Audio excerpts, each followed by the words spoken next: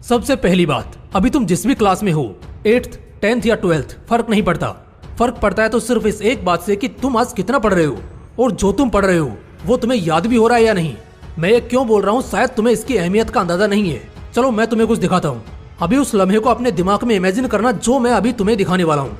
कुछ सालों बाद मान लो तुमने पढ़ाई तो कंप्लीट कर ली है, लेकिन तुम्हें अब कोई काबिल नौकरी नहीं मिलेगी। कुछ इक्की दुक्की छोटी मोटी नौकरियां मिलेंगी भी, तो इसके लिए तुम्हें दर दर की ठोकरें खानी पड़ेंगी।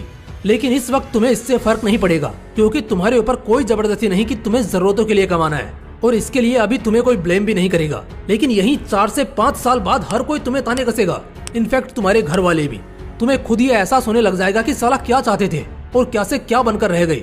इसकी सबसे बड़ी वजह है कि तुमने पढ़ाई कभी दिल से, मेहनत से और शिद्दत से की ही नहीं। अच्छा, कौन कहता है पढ़ाई फ्यूचर डिसाइड नहीं करती? मेरे भाई, हजारों में से एक आदमी के कहानी को सिर पर मत चढ़ाओ। अगर 10 लोग बोलते हैं कि बेटा पढ़ लो, तो ऐसे ही तो नहीं बोलते ना। तुमसे ज्यादा दुनिया देखी है उन्होंने, तभी तो ऐसा बोलते हैं। कोई माँ बाप नहीं चाहेगा कि उसका लड़का बहुत कष्ट करे, बहुत ज्यादा पसीने बहाए।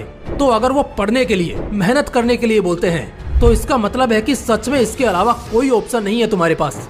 रिसेंटली मेरी एक बंदे से बात हुई थी जो बहुत मस्त बंदा था। वो एक IITian है। उसने बैंक के एग्जाम को भी क्रैक करा है। खैर, जब उसका IIT मद्रास में हो गया तो उसने बैंक की नौकरी क्विट की। फिलहाल वो अभी 26 साल का ही है और वो एक बहुत बड़ी इंडियन कंपनी में जॉब कर रहा है, जहां उसका पैकेज करीब 60 लाख के आसपास है। उसने कई और भी स्किल्स में मास्टरी कर रखी है, जैसे machine learning, product managing, data science. और आज वो बंदा अपनी जॉब से इतना कमा रहा है जितना बहुत से लोग धंधे से कमाने की ख्वाहिश करते हैं। मैंने उस बंदे से पूछा कि भाई तुमने क्रैक कैसे किया, मतलब तुम कैसे पढ़ते थे, कितना घंटा पढ़ते थे और तुम्हारा क्या शेड्यूल था उस दौरान। अब ध्यान से सुनना, क्योंकि इसी सवाल में बहुत सारे स्टूडेंट्स का जवाब छिपा है, जो 50 बार 50 लोगों से सेम यही सवाल पूछते हैं कि भाई हमें पढ़ना कितना होगा। तो जब मैंने उस भाई को पूछा तो उन्होंने बताया कि भाई एवरेज में दिन भर में 10 से 12 घंटे तो पढ़ता ही था, और उस दौरान उस समय मैं कुछ और नहीं सोचता था। इनफैक्ट उन 2 साल में तो मुझको मेरे पड़ोसी तक नहीं जानते थे। मैं एक सादा सा फोन यूज करता था और एक कमरे में पूरा दिन पढ़ता रहता था। उन 2 सालों तक मैं अपने किसी दोस्त या रिश्तेदार से खास नहीं मिला। मैंने अपना बहुत ज्यादा समय पढ़ाई को दिया था।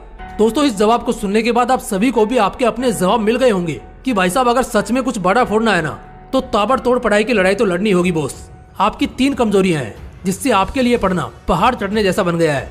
एक बार अगर इन 3 कमजोरियों को समझकर खत्म कर देते हो तो घंटों तक बिना थके और बोर हुए पढ़ पाओगे। वो 3 कमजोरियां हैं माइंडसेट, विजन और कंफर्ट। बात करते हैं सबसे पहली कमजोरी की, जो है माइंडसेट। तुम्हारा माइंडसेट ही जिम्मेदार है कि आज तुम गरीब हो या अमीर, खुश हो या उदास, सिंगल हो या कमिटेड। हर काम जिसका एक रिजल्ट निकलता है तो उसका जिम्मेदार वो माइंडसेट ही होता है, जो उसे उस काम में सफल या असफल करता है। बड़े स्पोर्ट्स पर्संस भी माइंडसेट को ज्यादा वैल्यू करते हैं। इसका रीजन मैं तुम्हें बताता हूँ। कुछ चीजें हम आसानी से कर जाते हैं क्योंकि वो आसान लगती है हमें, और वहीं कुछ चीजों में थोड़ा स्ट्रगल करना पड़ता है और कुछ समय बाद वो पहाड़ बन जाती है, जैसे कि पढ़ाई। गेम्स खेलना आसान है, सोना आसान है, घूमना आसान है, इसलिए इन सबको करने का बार बार मन करता है। वर्कआउट करना मुश्किल है, ज्यादा घंटे पढ़ना मुश्किल है, और किसी स्किल को सीखना मुश्किल है। लेकिन मुझे एक बात बताओ, क्या आज तक दुनिया में कोई ऐसा नहीं हुआ जो ये सब कर पाया है? क्या आज तक किसी ने घंटों तक जिम में पसीने नहीं बहाए होंगे? क्या किसी ने घंटों तक नहीं पढ़ा होगा? या आज तक किसी ने कुछ नया नहीं सीखा होगा? खैर, आगे मुझे कुछ कहने की जरूरत नहीं, मगर बात यह है कि क्या फर्क है उनमें और तुम में। मैं बताता हूँ, माइंडसेट का फर्क है। अब क्या होता है ना कि जिस काम में थोड़ा सा स्ट्रगल करना पड़ता है, मोस्टली केसेस में लोग दोबारा उसे करना ही नहीं चाहते और एक तरह का बोझ या डर अपने मन में बिठा लेते हैं, जिससे वो चींटी जैसी समस्या मन ही मन पहाड़ बनने लगती है। और अगर तुमने पढ़ाई को अपने मन में कुछ इस तरह से बना रखा है तो ये तुम्हारी गलती है। ऐसे में सबसे पहले अपना माइंडसेट बदलो। दिमाग में ये नहीं होना चाहिए कि पढ़ना हार्ड है, बल्कि ये होना चाहिए कि पढ़ने में ही तो असली मजा है। तो अब सवाल है, इस माइंडसेट को कैसे बदला जाए? तो इसका जवाब मिलेगा उस दूसरी कमजोरी को जानकर और उसे खत्म करके। दूसरी कमजोरी है लैक ऑफ विजन। मुझे एक बात बताओ, कोई इंसान अपना सुख और आराम छोड़कर पसीने क्यों बहाएगा? जब उसको कुछ मिलने वाला होगा तभी ना। इंसान नौकरी करता है क्योंकि उसको पैसे मिलने वाले होते हैं। एक मजदूर अगर मजदूरी करता है तो सिर्फ इसलिए क्योंकि 12 घंटे की कड़ी धूप के बाद शाम को उसके उस दिन की दिहाड़ी मिलेगी।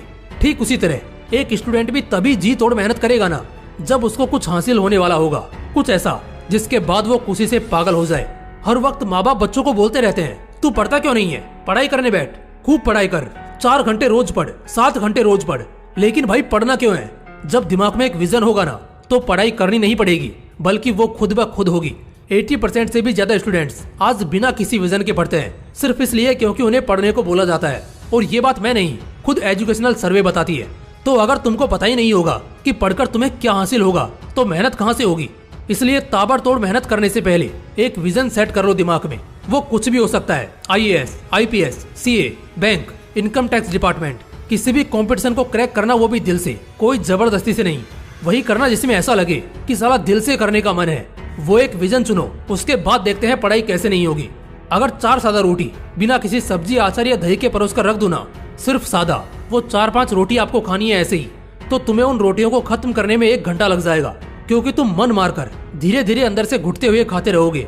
लेकिन वहीं अगर साथ में तुम्हारे पसंद की सब्जी, दही या छोले मिल जाएं, तो वो 4 रोटी कब खत्म हो जाएगी शायद तुम्हें खुद भी पता नहीं चलेगा। और हो सकता है 2-4 तुम ज्यादा ही ले लो।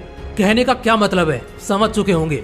अगर एक विजन होगा तो दिमाग उस चीज को पाने का लालची होगा, और फिर चाहे पहाड़ जैसा संघर्ष ही क्यों ना हो, आपके लिए उसे करना कोई बड़ी बात नहीं है। एक आखिरी कमजोरी है कंफर्ट। लिख कर देता हूँ, इन 3 कमजोरियों को मिटा लो तो मेरे भाई तुम्हारी किस्मत ऐसे ही लाजवाब हो जाएगी। बात करते हैं इस तीसरे पॉइंट की।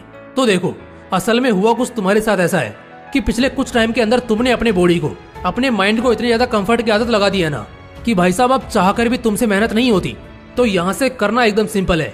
धीरे धीरे यहाँ से अपने डेली लाइफ के जो भी अननेसेसरी कंफर्ट्स हैं उन्हें घटाते जाओ।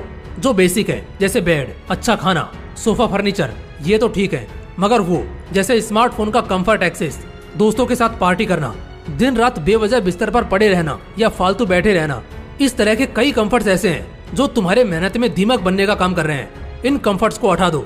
यही एक्चुअली थोड़ा मुश्किल है, इसलिए एक झटके में नहीं हटाना है, बल्कि अगर तुम रोज एटलीस्ट थोड़ा भी कोशिश करते हो तो 2-3 हफ्ते में तुम अपने 90% कंफर्ट से आजाद हो जाओगे।